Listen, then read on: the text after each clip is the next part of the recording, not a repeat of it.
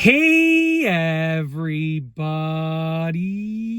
I'm here today to show you and tell you specifically how to make hair easier to braid. And this will be a tutorial, so let's get right into this instructional video. If you are braiding hair and you want to make the hair easier to braid, these are 5 simple tips that will help you, and they will make the braiding process a lot more efficient, a lot more enjoyable, and just generally speaking, a lot easier. Let's get into these tips and pieces of advice, okay?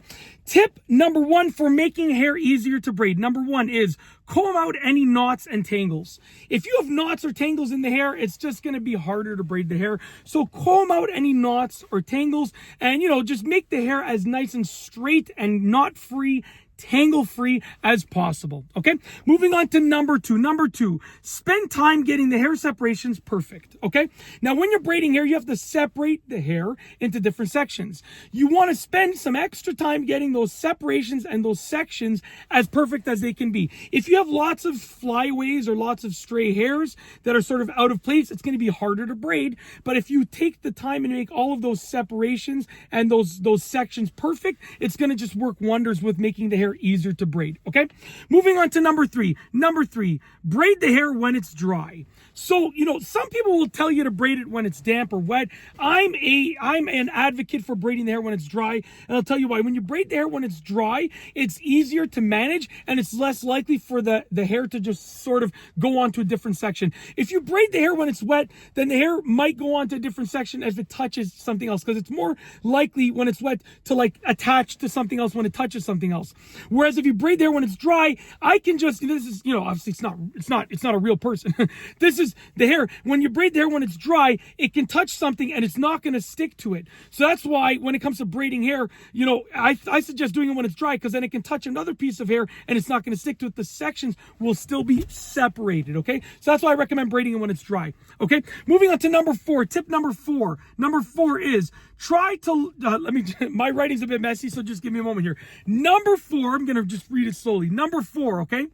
So tip number 4 is the following. Number 4, try to, what did that say? Okay, I'm just trying to figure, okay, got it. I got it. I got to improve my writing.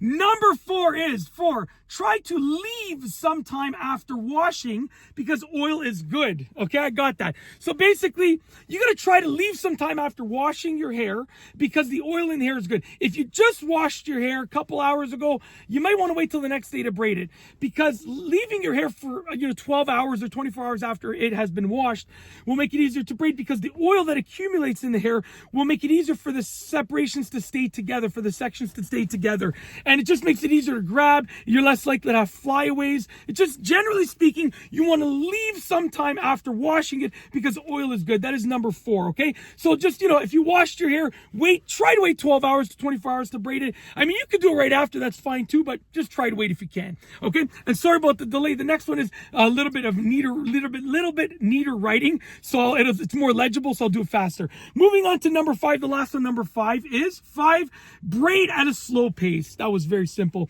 When you're braiding, if you're trying to go fast, you're more likely to make mistakes. If you go slow, it's just going to be a lot easier for you to braid the hair. So when it comes to braiding hair easily and making the hair more easily braidable, you want to braid at a slow pace. That's number 5, because going slower, even though it will take longer, will make the braiding process a lot easier, okay? Simple as that. You make fewer mistakes. It's just easier for the hair to be braided in that way. And that's basically it. Hopefully you enjoyed this video tutorial. And it's as simple as that. We're going to roll the outro. If you like this video tutorial, please be sure to give it a thumbs up. Let me know what you think down below as a comment. And of course, be sure to subscribe for more great videos just like this one. And that's all I have for you today. Thanks for watching.